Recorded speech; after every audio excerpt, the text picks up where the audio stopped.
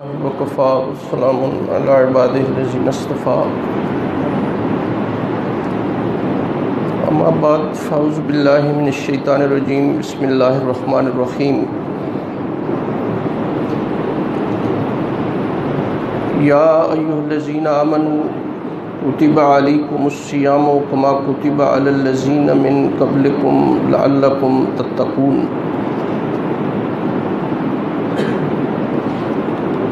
صدق اللہ العظیم۔ رب اشرح لی صدری ویسر لی امری واحلل عقدۃ من لسانی یفقہوا قولی۔ میرے انتہائی قابل احترام بزرگوں، بھائیوں اور عزیزوں، رمضان کے حوالے سے بات ہو رہی تھی کہ ہمیں رمضان میں کیا کرنا ہے، ہم نے یہ رمضان کیسے ہم نے گزارنا ہے۔ رسول اللہ صلی اللہ علیہ وسلم کے ایک جلیل القدر صحابی روایت کرتے ہیں اور ان کا نام ہے سلمان فارسی رضی اللہ تعالیٰ عنہ۔ نام یقیناً آپ نے سنا ہوگا۔ قبل اس کے کہ میں نبی کریم صلی اللہ علیہ وسلم کا وہ ارشاد آپ کے سامنے میں عرض کروں، بڑی دلچسپ بات ہے آپ کے قبول اسلام کی جناب سلمان فارسی رضی اللہ تعالیٰ عنہ۔ یہ فارس کے رہنے والے تھے۔ فارس مینس ایران، یہ ایرانی تھے۔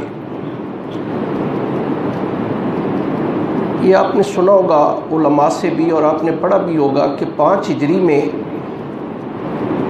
بہت سارے قبائل نے مل کے مدینہ طیبہ پر حملہ کر دیا۔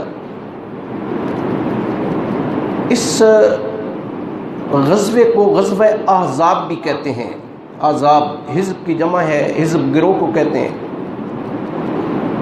یعنی اس میں بنو قریظہ، بنو قینقاع، بنو نذیر، بنو غطفان، بنو ہمدان، کفار مکہ کو 24,000 کے لشکر نے مدینہ پہ حملہ کر دیا، اس لیے اسے غزوہ احزاب کہتے ہیں۔ اس کا دوسرا نام غزوہ خندق ہے۔ یہ خندق کھودنے کا مشورہ سلمان فارسی نے دیا تھا رضی اللہ تعالیٰ عنہ۔ یہ فارس ایران کے رہنے والے تھے۔ سلمان جو ہے، ان کے والدین اپنے بڑے مذہبی پروہت تھے اس زمانے میں۔ یعنی جیسے ہوتا ہے نا کہ ایک ہندوؤں کے ہاں برہمن ہیں، پنڈت ہیں، ہمارے ہاں علماء ہیں، مشائخ ہیں، اسی طرح ان کے ہاں زردشتزم میں آپ سمجھ لیں کہ بڑے پروہت تھے۔ لیکن یہ ابھی بچے تھے کہ بڑے سلیم الفطرت سے تھے۔ دل نے بات نہیں مانی کہ یہ آگ کی بندگی یہ کیا ہے، یہ سورج کی بندگی، چاند کی بندگی یہ کیا ہے۔ تلاش حق میں وہاں سے ماں باپ کو چھوڑا۔ انہوں نے بڑی کوشش کی کہ انہیں زردشتزم کی تعلیم دی جائے جو ہمارا ایک مذہب ہے، لیکن دل کوئی مائل نہیں ہوا۔ ایک قافلہ جا رہا تھا، اس قافلے کے ساتھ یہ ملک شام چلے۔ وہاں پہ پادری ایک ملا، پھر انہوں نے عیسائیت کو قبول کر لیا۔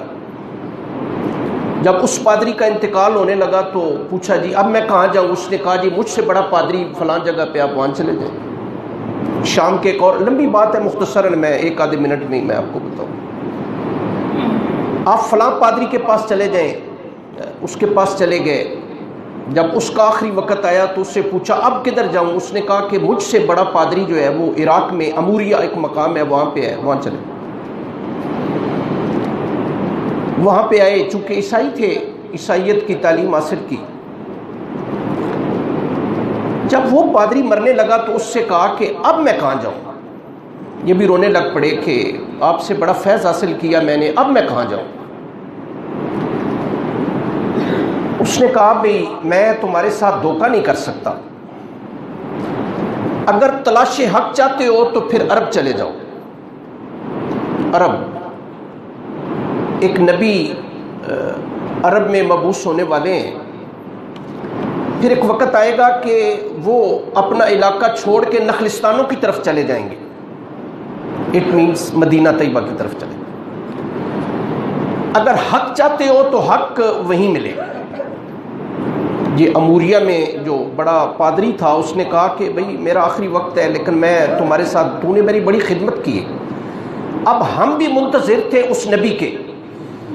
وہ نبی پیدا ہو چکے ہیں، وہ نبی عرب میں پیدا ہوں گے، وہ نبی جائیں گے نخلستانوں کی طرف جائیں گے، تم عرب چلے. ایک قافلہ روانہ ہونے والا تھا. اس وقت قافلے ہی چلتے تھے، انفرادی طور پہ سفر نہیں ہوتے تھے. ایک قافلہ آ رہا تھا، عرب آ رہا تھا.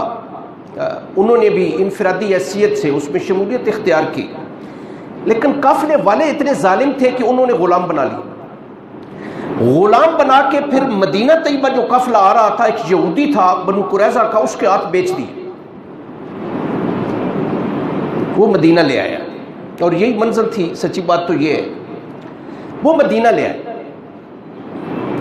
ایک دن ایسے ہوا کہ سلمان فارسی غلام تھے، خریدے ہوئے تھے، کھجور پہ چڑھے ہوئے تھے، وہ کام کر رہے. نیچے ان کا مالک بیٹھا تھا اس کھجور کے نیچے، کہ اس کا ایک چچا زاد بھائی جو ان کا مالک تھا، چچا زاد بھائی آیا اور وہ کہنے لگا، تھوڑی سی توجہ کریں گے بات سمجھ آئے گی، خوبصورت بات. وہ چچا زاد بھائی اسے کہنے لگا کہ خدا غارت کرے بنی کیلا کو. بنی کیلا کا مطلب ہے کہ انصار مدینہ کے دو قبائل تھے، قبیلہ اوس اور قبیلہ خزرج. وہ آنے والا چچا زاد بھائی اپنے اس چچا زاد بھائی کو کہہ رہا ہے کہ اللہ غارت کرے بنی کیلا والوں کو کہ سارے قبا کی طرف جا رہے ہیں، کہ ایک نبی آیا ہے مکہ سے مدینہ اور سارے اس کے ہاتھ پہ جو ہیں وہ بیعت کر رہے ہیں. اب یہ تو اسی کے متلاشی تھے، یہ بات سن رہے تھے سلمان فارسی کہ یہ چچا زاد بھائی اس کو، میرے مالک کو کیا کہہ رہا. یہ اوپر سے اترے، اپنے مالک کو کہا کہ کیا کہہ رہے تھے آپ کے بھائی جو آئے ہیں، وہ کیا کہہ رہے تھے.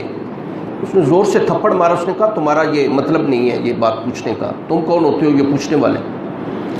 اچھا، جب وہ پادری سے آنے لگے تو اس پادری نے کہا کہ اس نبی کی میں ایک نشانی بتا دوں گا، بس یہ نشانیاں اگر اس میں تم نے دیکھ لی تو سمجھ لینا کہ وہ نبی آخر الزمان نبی ہیں، ہم بھی ان کے منتظر. وہ نشانیاں سن لیں. ایک نشانی یہ ہے کہ وہ صدقہ قبول نہیں کرے گا، اپنے لیے صدقہ نہیں لیں گے. نمبر 2، ہدیہ قبول کر لیں گے، تحفہ اگر کوئی آپ دیں گے وہ قبول کر لیں گے. تیسری نشانی اس نبی کی یہ ہے کہ اس کے دونوں شانوں کے درمیان، یہ دونوں آپ کے جو ہے نا یہ کندھے، ان کے درمیان اتنا سارا ایک گوشت ابھرا ہوا ہوگا جسے مور نبوت کہتے ہیں. یہ تیسری نشانی ہے اس نبی کی. اگر یہ نشانیاں اس میں پاؤ تو سمجھ لینا کہ یہ نبی ہیں، اور میں جنہیں تلاش کر رہا ہوں یہ وہی نبی. خیر بات سننی تھی انہوں نے بھی. قبا میں، قبا مدینہ طیبہ سے آپ جانتے ہیں 3 میل کے فاصلے پہ ہے، زیادہ فاصلہ نہیں. نبی صلی اللہ علیہ وسلم تو صحابہ پیدل ہی جاتے تھے. آج بھی ہمارے جو لوگ جاتے ہیں زائرین یا معتمرین حجاج وغیرہ وہ بھی جاتے ہیں. کہتے ہیں کہ میں تھوڑی سی پونجی، غلام تھا، میرے پاس اتنے پیسے تھے ہی نہیں، تھوڑے سے پیسے لے کے تو میں قبا چلا گیا. نبی کریم صلی اللہ علیہ وسلم تشریف رکھتے تھے، آپ کے جو پیروکار صحابہ تھے وہ بیٹھے تھے. میں حاضر خدمت ہوا، میں نے وہ چند پیسے جو ہیں وہ دیے اور میں نے کہا جی کہ یہ صدقہ ہے. اسپیسیفکلی میں نے یہ کہا جی صدقہ ہے. نبی صلی اللہ علیہ وسلم نے شکریہ کے ساتھ واپس کر دیے کہ بھئی میں اللہ کا نبی ہوں، صدقہ تو میں نہیں دیتا. ایک نشانی پوری ہو. کچھ 3-4 دن گزرے، کہتے ہیں ابھی میں نے پتہ چلا بھی وہ نبی آ گئے. نبی صلی اللہ علیہ وسلم 14 دن قبا میں رہے، پھر نبی صلی اللہ علیہ وسلم مدینہ طیبہ تشریف لے آئے. پتہ چلا جی کہ وہ نبی آ گئے. میں پھر کچھ پیسے لے کے نبی صلی اللہ علیہ وسلم کی خدمت میں حاضر ہوا. میں نبی صلی اللہ علیہ وسلم کی خدمت میں وہ پیسے دے کے میں نے کہا کہ اللہ کے رسول یہ ہدیہ ہے. نبی صلی اللہ علیہ وسلم نے خوش دلی سے لے لیا کہ ہم ہدیہ قبول کرتے. اب ایک نشانی باقی تھی، بڑی دلچسپ بات ہے. چند دن گزرے، میرے ذہن میں تھا کہ جتنی جلدی یہ نشانیاں پوری ہوں تاکہ میں اپنی وہ منزل مقصود حاصل کروں. پتہ کیا نبی صلی اللہ علیہ وسلم کا، تو پتہ چلا کہ وہ بقی گئے ہیں. نام سنا ہے جنت البقی. بالکل مسجد نبوی سے متصل قبرستان ہے، وہ بقی گئے، میں بقی چلا گیا۔ ایک فوت ہونے والے بندوں کو دفنانا تھا، صحابہ دفنا رہے تھے، نبی صلی اللہ علیہ وسلم سامنے تشریف رکھتے تھے۔ اب میں کیسے دیکھوں کہ نبی صلی اللہ علیہ وسلم کی وہ مور نبوت،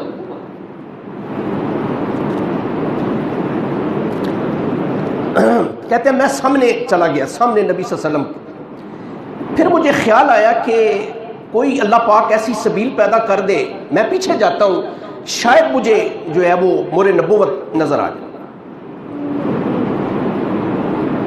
کہتے میں پیچھے آ گیا، میں جب پیچھے آیا، این جب پیچھے آ کے کھڑا ہوا، خدا کی قسم نبی صلی اللہ علیہ وسلم نے پیچھے سے اپنا پردہ ہٹا دیا، چادر ہٹا دی۔ اب وہ منزل مقصود میرے سامنے تھی، ہزاروں میل کا سفر جس کے لیے میں نے کیا اور بڑی لمبی مسافت میں طے کر کے آیا تھا۔ میں آگے بڑھا، میں نے مور نبوت پر بوسہ دیا۔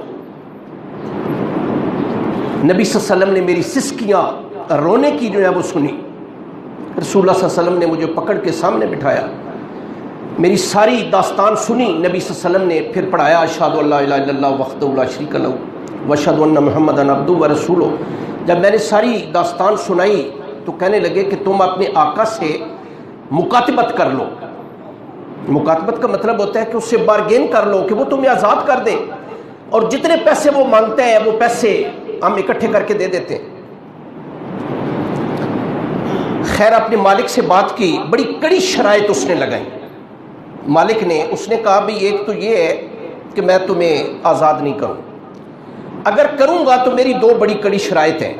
ایک یہ کہ 300 پودے کھجوروں کے لگاؤ میری زمین میں، وہ پودے بڑے ہوں گے، وہ پودے پھل دیں گے، جب ان پہ پھل آئے گا پہلی شرط تو یہ ہے۔ دوسری شرط یہ ہے کہ 40 اوقیہ سونا مجھے دو گے۔ یہ دو شرائط جس دن پوری ہوگی اس دن تم آزاد ہو۔ نبی صلی اللہ علیہ وسلم کی خدمت میں آئے، عرض کی کہ یا رسول اللہ بڑی کڑی شرائط ہیں۔ اس نے کہا کہ 300 پودے، اب مجھے یہ تو اندازہ نہیں کہ کھجور کا پودا 4 سال یا 5 سال یا اس سے بھی شاید زیادہ ٹائم لیتا ہو۔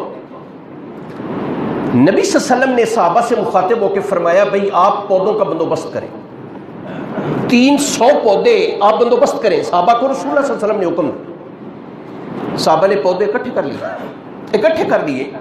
رسول اللہ صلی اللہ علیہ وسلم نے فرمایا گڑھے کھودیں، اور ہاں کوئی بندہ بھی اس میں لگائے نہیں، میں لگاؤں گا، محمد رسول اللہ لگائے۔ 300 گڑھے کھودے گئے۔ نبی کریم صلی اللہ علیہ وسلم نے اپنے ہاتھوں سے وہ پھر جو ہے وہ پودے 300 پودے لگائے۔ آپ سن کے حیران ہوں گے کہ 1 سال کے اندر اندر الحمدللہ وہ پودے بڑے بھی ہوئے، جوان بھی ہوئے، اور 1 سال میں پھل بھی دیا۔ جب یہ شرط پوری ہو گئی تو تشریف رکھتے تھے نبی صلی اللہ علیہ وسلم، ایک صحابی آئے، یا رسول اللہ یہ کچھ سونا ہے یہ ہدیے کے طور پہ یا رسول اللہ۔ رسول اللہ نے فرمایا سلمان کدھر ہے؟ سلمان کا پتہ کیا گیا، سلمان آئے، نبی صلی اللہ علیہ وسلم نے فرمایا یار یہ سونا ہے، یہ ذرا اس کا وزن کراؤ۔ کہنے لگے یا رسول اللہ یہ تو اتنا سارا سونا ہے، یہ 40 اوقیہ سونا دینا ہے۔ آپ نے فرمایا جاؤ یار وزن تو کراؤ۔ کہتے ہیں میں بنو قینقاع کے بازار میں ایک سنار کے پاس گیا، میں نے کہا وزن کرو، خدا کی قسم 40 اوقیہ تھا۔ یہ دونوں چیزیں شرائط پوری ہوئیں، آزاد کر دیے۔ اور میں اگلے دن ہی پڑھ رہا تھا، بڑے عالم ہیں، انہوں نے لکھا ہے واللہ اعلم بالصواب، روایت کہاں تک درست ہے کہ اتنی لمبی عمر تھی، 230 سال عمر تھی۔ ہاں سلمان فارسی رضی اللہ تعالیٰ عنہ کی عمر 230 سال تھی۔ حضرت عمر فاروق رضی اللہ تعالیٰ عنہ کے زمانے میں پھر یہ مدائن کے گورنر بھی بنے، لمبی بات ہے، بہرحال میرا موضوع ختم ہے اس لحاظ سے کہ یہ سلمان فارسی روایت کرتے ہیں۔ یہ چونکہ بڑا دلچسپ سا واقعہ تھا ان کے قبول اسلام کا، میں نے کہا چلیں اچھا ہے آپ کی دلچسپی کے لیے میں عرض کر دوں۔ سلمان فارسی روایت کرتے ہیں، پھر نبی کریم صلی اللہ علیہ وسلم نے وہ مقام دیا سلمان فارسی کو، آپ فرمایا کرتے تھے کہ سلمان میرے اہل بیت میں سے ہے۔ کتنا بڑا اعزاز ہے، سلمان میرے اہل بیت میں سے ہے، میرے گھر والوں میں سے ہے، یہ ہمارے گھر کا فرد ہے سلمان جو ہے، سلمان فارسی رضی اللہ عنہ۔ یہ روایت کرتے ہیں کہ شعبان کی آخری تاریخ تھی، آپ کے مولانا نے یقیناً یہ پہلے رمضان کو یہ حدیث بیان کی ہوگی، اب میں بھی عرض کر دیتا ہوں کہ نبی صلی اللہ علیہ وسلم نے ایک بلی خطبہ ارشاد فرمایا کہ تمہارے اوپر ایک بڑا محترم، بڑی عزت والا مہینہ، بڑی سعادتوں، رحمتوں، رفتوں والا مہینہ سایہ فگن ہو رہا ہے۔ اس میں ایک رات جو ہے وہ 1000 مہینوں کی راتوں سے بہتر ہے. آپ جانتے ہیں لیلۃ القدر خیر من الف شہر، اللہ نے قرآن میں فرمایا. نبی صلی اللہ علیہ وسلم نے فرمایا کہ پہلا عشرہ اس کا رحمت ہے، گزر گیا ہے، سچی بات یہ ہے. دوسرا عشرہ اس کا جو ہے وہ مغفرت ہے، اس پہ ہم انشاءاللہ بات کریں گے. اور تیسرا عشرہ جو ہے وہ جہنم کی آگ سے آزادی ہے. آپ میں سے جو بندہ بھی یہ مہینہ پائے اپنی زندگی میں، وہ 4 کام کرے. اب یہ 4 کام کون سے ہیں یہ میں نے آپ سے عرض کرنے. نبی کریم صلی اللہ علیہ وسلم نے ارشاد فرمایا کہ جو بندہ یہ مہینہ اپنی زندگی میں پائے، اسے چاہیے کہ وہ 4 کام کثرت سے کرے، کثرت سے کرے. نمبر 1 سنیں، سب سے پہلی بات یہ ہے کہ وہ کلمہ کثرت سے پڑھے، لا الہ الا اللہ محمد الرسول، اس کی بھئی کثرت کرے. ہمارے صوفیات تو کہتے ہیں کہ کم از کم بندہ 300 مرتبہ صبح اور 300 مرتبہ کم از کم شام، 600 مرتبہ یہ کلمہ جو ہے یہ لازمی پڑھے. باقی جتنا بندے کے پاس ٹائم ہو، ہر ایک ذکر کی اپنی فضیلت ہے، لیکن چونکہ بات کلمے کی ہو رہی ہے جو میں عرض کرنے لگا ہوں، یہ کلمہ میرے بھائیو عزیزو، یہ جو کلمہ ہے نا لا الہ الا اللہ، ہر دور میں یہ کلمہ رہا ہے. آدم علیہ السلام سے لے کر لا الہ الا اللہ. آدم صفی اللہ، یہ کلمہ تھا آدم علیہ السلام کا، لا الہ الا اللہ. نوح نجیح اللہ، لا الہ الا اللہ. ابراہیم خلیل اللہ، لا الہ الا اللہ. اسماعیل ذبیح اللہ، لا الہ الا اللہ. موسیٰ کلیم اللہ، لا الہ الا اللہ. داؤد خلیفۃ اللہ، لا الہ الا اللہ. عیسیٰ روح اللہ، لا الہ الا اللہ محمد الرسول. تو یہ کلمہ جو ہے یہ بظاہر بڑا مختصر ہے، لیکن بہت جامع، بڑا کمپریہنسو کلمہ ہے. یقین کریں کہ آدم علیہ السلام سے لے کر جناب رسالت مآب صلی اللہ علیہ وسلم تک کم و بیش 1.25 لاکھ انبیاء کرام آئے ہیں، مشترک تعلیم ایک ہی رہی ہے، اور وہ تھا لا الہ الا اللہ، لا الہ الا اللہ. مفہوم کیا ہے کہ اللہ کے سوا کوئی عبادت کے لائق نہیں ہے. ہماری نمازیں، ہماری قربانیاں، ہمارا مرنا اور ہمارا جینا، ان صلاتی و نسکی ومحیایا ومماتی للہ رب العالمین، یہ کلمہ بظاہر بڑا مختصر ہے، دین اسلام کا سنگ بنیاد ہے. یہ جو ہے نا آپ کا دین، اللہ پاک نے جو آپ کو بتایا، یہ اس کی جڑ ہے، یہ اس کی بنیاد ہے، یہ لا الہ الا اللہ. اللہ پاک فرماتے ہیں کہ لا الہ الا اللہ جو ہے یہ میرا کلا ہے، کلا. جس نے لا الہ الا اللہ کہا وہ میرے کلے میں آ گیا، اور جو میرے کلے میں آ گیا وہ میرے عذاب سے محفوظ ہو. ابو ہریرہ رضی اللہ تعالیٰ عنہ کہتے ہیں کہ من قال لا الہ الا اللہ فدخل الجنہ، جس بندے نے بھی کہا لا الہ الا اللہ، اللہ اسے جنت میں داخل فرما دیں گے. آپ کو ایک دلچسپ بات سناؤں. نبی کریم صلی اللہ علیہ وسلم ایک دن تشریف رکھتے تھے اپنے صحابہ میں. صحابہ بیٹھے ہیں مسجد نبی میں، رسول اللہ صلی اللہ علیہ وسلم نے بتایا نہیں میں کدھر جا رہا ہوں. رسول اللہ صلی اللہ علیہ وسلم وہاں سے نکل گئے، ذرا دیر ہو گئی. صحابہ بہت پریشان ہو جاتے تھے کہ نبی صلی اللہ علیہ وسلم نے ارشاد بھی نہیں فرمایا، بتایا بھی نہیں، کدھر تشریف لے گئے ہیں. ابو ہریرہ رضی اللہ تعالیٰ عنہ جن کا ذکر میں آپ کے سامنے عرض کر رہا ہوں، یہ بھی بڑے کثیر و روایات صحابہ میں سے 7 ہجری میں انہوں نے اسلام قبول کیا. والد نہیں تھے، والدہ تھیں، اور والدہ بڑی مخالف تھی نبی کریم صلی اللہ علیہ وسلم، انتہائی مخالف تھیں. بعض اوقات تو بڑی بے ادبی اور گستاخی بھی کرتی تھیں ان کی والدہ. نبی صلی اللہ علیہ وسلم کی شان میں انہوں نے گاڑی چھوڑ دی. انہوں نے کہا نہیں، میں نے ایسی والدہ کو رکھ کے کیا کرنا ہے کہ جو نبی صلی اللہ علیہ وسلم کا احترام نہ کرے. گھر چھوڑ دیا.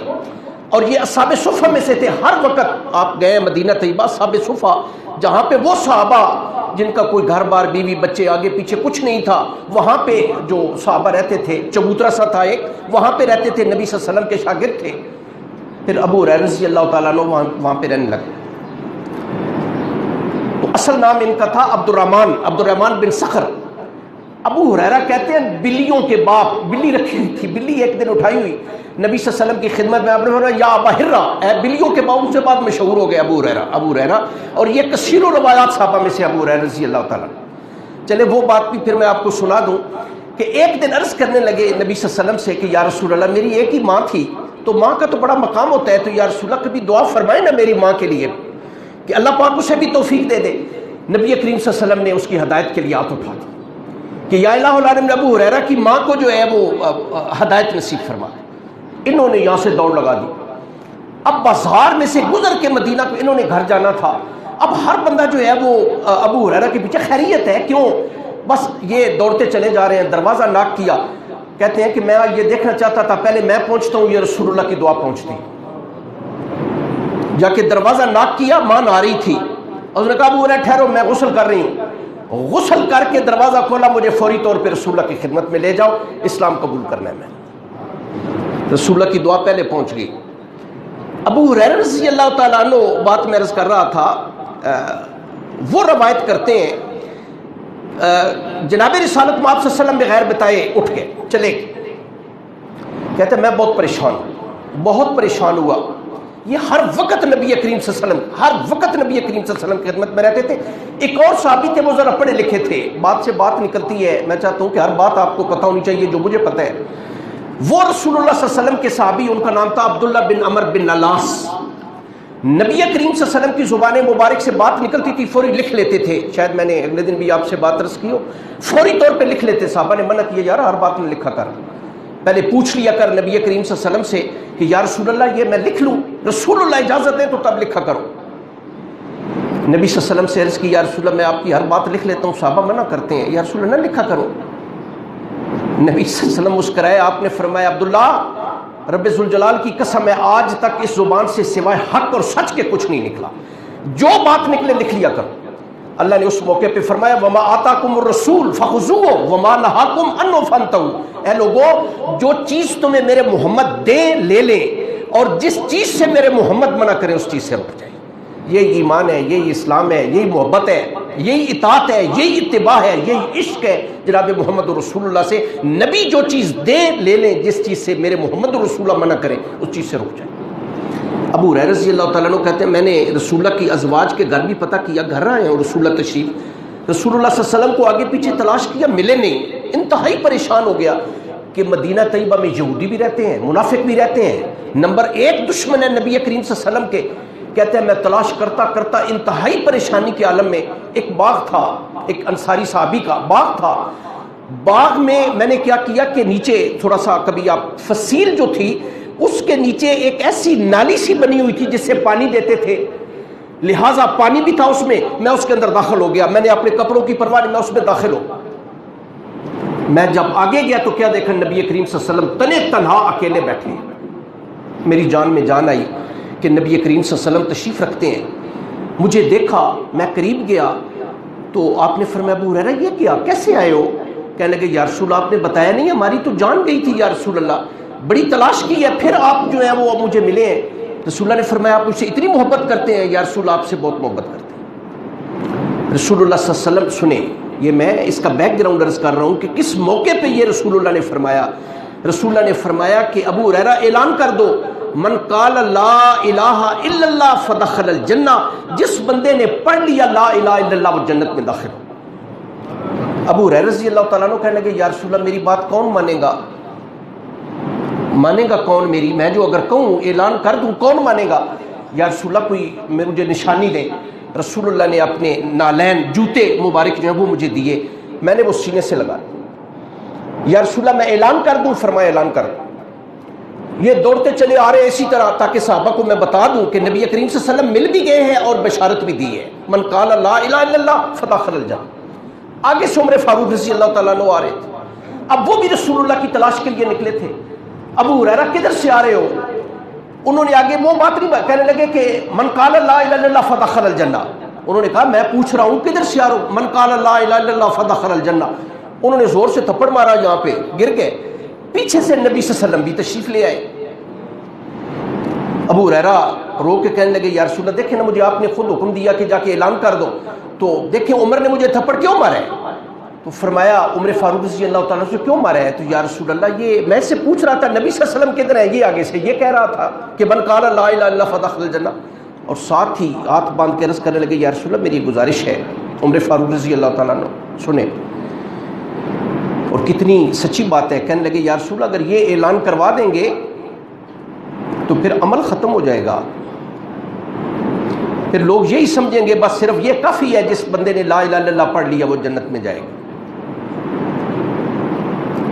تو آج ہم اسی سہارے پہ بیٹھے ہیں، جی لا الہ پڑھ لی ہے، سال سال بے شک استنجا کرنے کی نوبت نہ آئے، ہم یہ سمجھتے ہیں کہ نعرے مارتے ہوئے جنت میں چلے جائیں گے، ایسے نہیں ہوگا۔ یہ بات ذہن میں رکھیں، لا الہ الا اللہ یقیناً شرط ہے، اس میں کوئی دوسری رائے نہیں۔ نبی کریم صلی اللہ علیہ وسلم کا فرمان ہے جس بندے کے دل میں گیہوں کے دانے کے برابر بھی لا الہ الا اللہ پر ایمان ہوگا جنت میں جائے گا۔ جس بندے کے دل میں رسول اللہ نے فرمایا جو کے دانے کے برابر بھی لا الہ الا اللہ پر ایمان ہوگا جنت میں جائے گا۔ جس بندے کے دل میں رائی کے دانے خشخاش کے دانے کے برابر بھی لا الہ الا اللہ پر ایمان ہوگا وہ جنت میں ضرور جائے گا۔ ابو ہریرہ رضی اللہ تعالیٰ عنہ کی ایک اور روایت ہے، فرمایا نبی کریم صلی اللہ علیہ وسلم نے ایمان کی کوئی 60 سے اوپر شاخیں ہیں اور سب سے افضل اور بلند شاخ کون سی ہے؟ لا الہ الا اللہ۔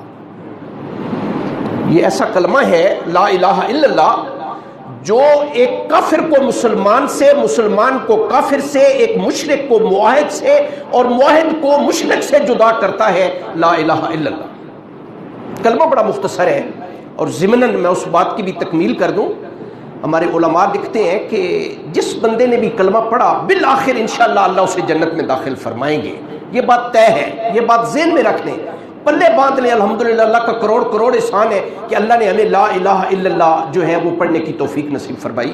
بلکہ نبی کریم صلی اللہ علیہ وسلم کا فرمان ہے قیامت کا دن ہوگا، ایک بندہ گناہ گار، بڑے اتنی گٹھڑیاں ہوں گی گناہوں کی، وہ آئیں گی، پتہ چل جائے گا یہ میرے گناہ ہیں، زندگی میں کوئی نمازیں تو پڑھی نہیں، روزے تو رکھے نہیں، حج تو کیا نہیں، زکوٰۃ تو دی نہیں، صدقہ خیرات تو کیا نہیں، حقوق العباد تو ادا کیے نہیں، معاملات تو میرے سارے کے سارے خراب ہیں۔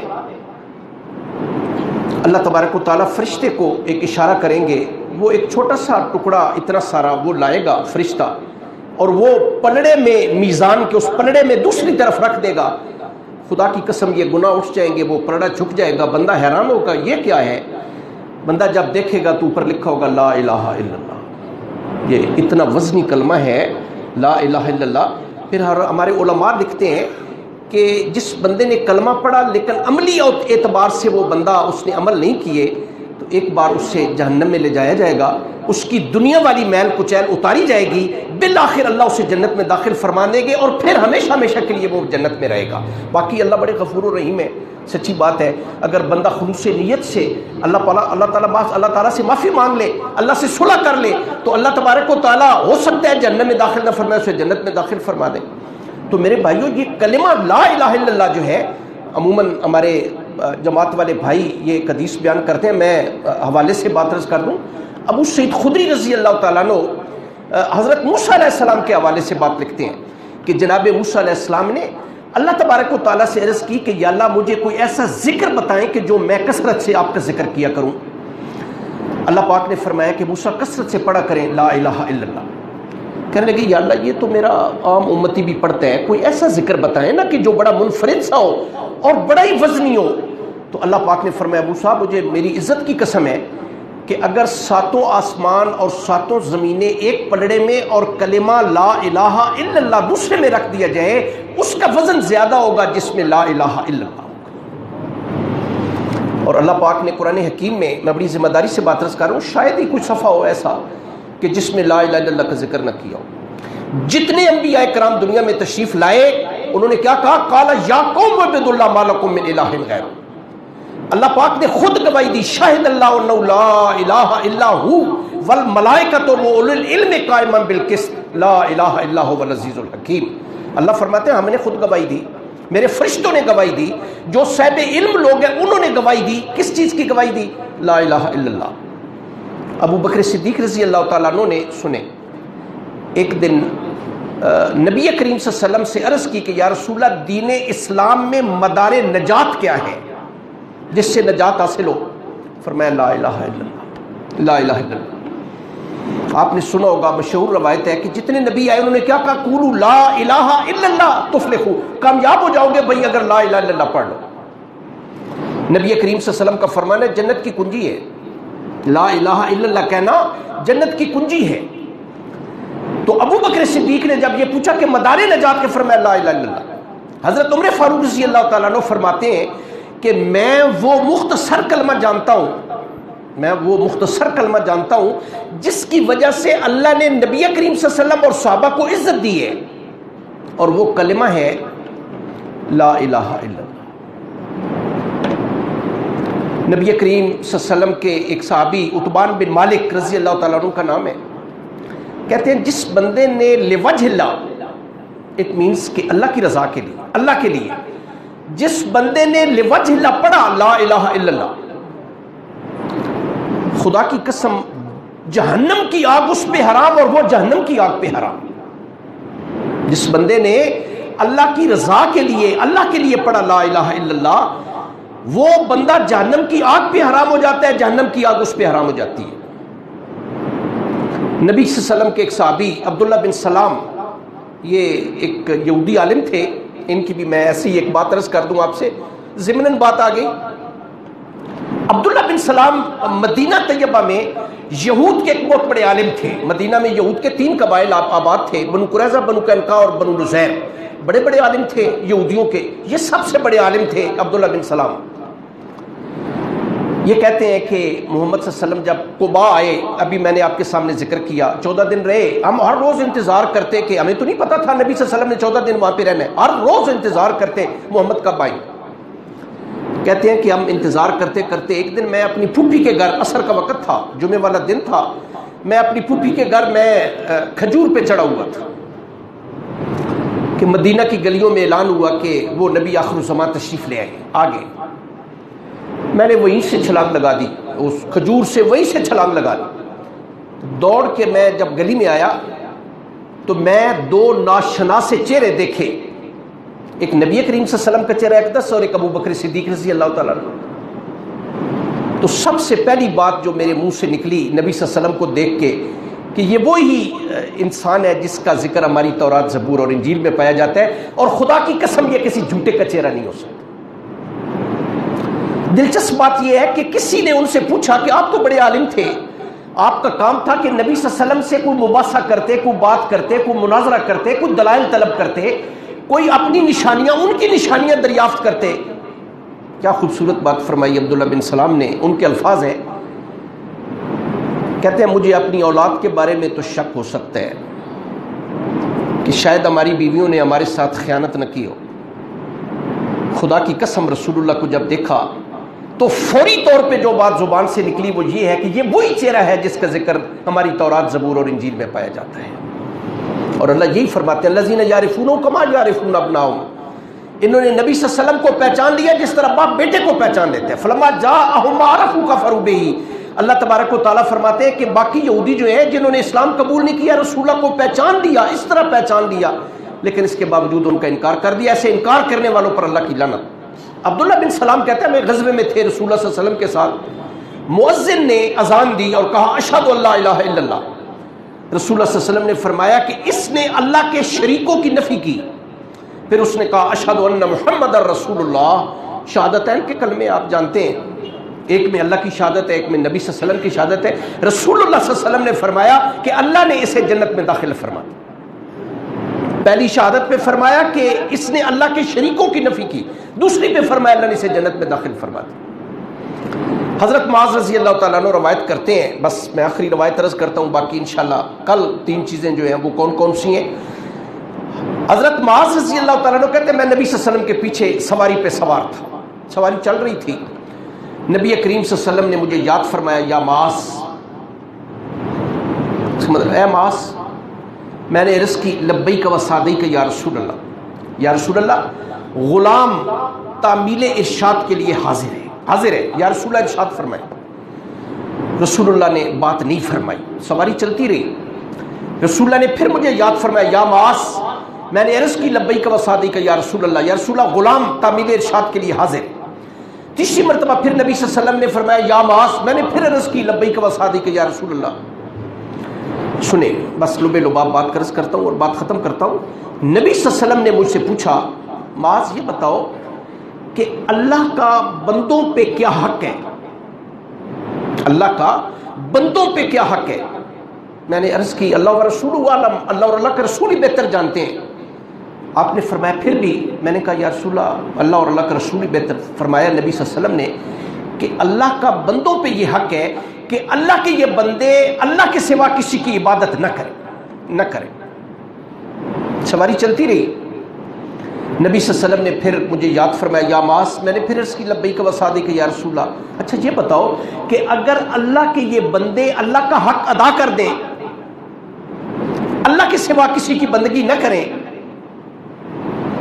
تو پھر ان بندوں کا اللہ پر کیا حق ہے. یہاں پہ ہمارے محدثین نے, ہمارے اصولیین, ہمارے علماء نے ایک بات لکھی ہے, آپ بھی ذرا سن لیں. وہ کہتے ہیں کہ بحیثیت مخلوق ہونے کے ہمارا اللہ پر کوئی حق نہیں. سچی بات ہے, اللہ پر ہمارا کوئی حق نہیں. یہ اللہ کا فضل ہے, یہ اللہ کی دین ہے, یہ اللہ کی مہربانی ہے, یہ اللہ کی عنایت ہے کہ پھر اللہ کیا کرے. نبی صلی اللہ علیہ وسلم نے ارشاد فرمایا کہ جب اللہ کے بندے اللہ کا حق ادا کر دیں تو پھر ان بندوں کا اللہ پر یہ حق ہے کہ اللہ اپنے بندوں کو جنت میں داخل فرما دے, اللہ ان کے گناہ معاف فرما دے. اور کلمہ کیا ہے اور کون سا ہے؟ وہ ہے لا الہ الا اللہ. اور اگر سچی بات ایک مجھ سے پوچھتے ہیں کہ اس زمانے کے کافروں کو ابو جہل اور ابو لہب اور عتبہ اور عتیبہ اور شیبہ اور ربیعہ اور ولید بن مغیرہ اور عقبہ بن ابی معیط, ابی بن خلف, امی بن خلف, اسود بن عبد یغوث, ابو البخت, یہ سارے بڑے بدریدان کافر یہ لا الہ الا اللہ کا مفہوم سمجھتے تھے کہ ہمیں یہ 360 چھوڑنے پڑیں گے. یہ ابل, یہ لات, یہ منات, یہ عزا, یہ اصحاف, یہ نائلہ, یہ ود, یہ سوا, یہ یعوق, یہ نصر, یہ سارے 360 جو ہم نے الہ بنا رکھے ہیں, جب لا الہ الا اللہ پڑھیں گے یہ چھوڑنے پڑیں گے. یہ سرداری چھن جائے گی, پھر ہمیں محمد رسول اللہ کی غلامی میں آنا پڑے گا. تو آج اگر ہم نے بھی کوئی ایسے الہ بنا رکھے ہیں, اللہ کے علاوہ بنا رکھے ہیں, تو بھئی ہمیں بھی سوچنا ہوگا کہ الہ صرف ایک ہی ہے اور وہ صرف اللہ کی ذات ہے. سچی بات ہے کہ ہم نماز کی ہر رکعت میں یہی پڑھتے ہیں ایاک نعبد و ایاک نستعین, یا اللہ عبادت بھی آپ کی کرتے ہیں اور مدد بھی صرف آپ ہی سے مانگتے ہیں. قرآن تو بڑا پڑا ہے. اللہ تبارک و تعالیٰ فرماتے ہیں کہ یہ کشتیوں پہ سوار ہوتے ہیں جب, تو اس وقت سچے اللہ کو بلاتے ہیں اور پکارتے ہیں. جب کشتی بھنور سے نکال کے کنارے پہ پہنچا دیتا ہوں, دل میں یقین ہو جاتے ہیں اور شرک شروع کر دیتے ہیں. یہ شرک ہمارا موضوع ہوگا انشاءاللہ, ہم اس پہ بات کریں گے. اللہ تعالیٰ آپ کو مجھے جو گزارشات کی عمل کی توفیق نصیب فرمائے.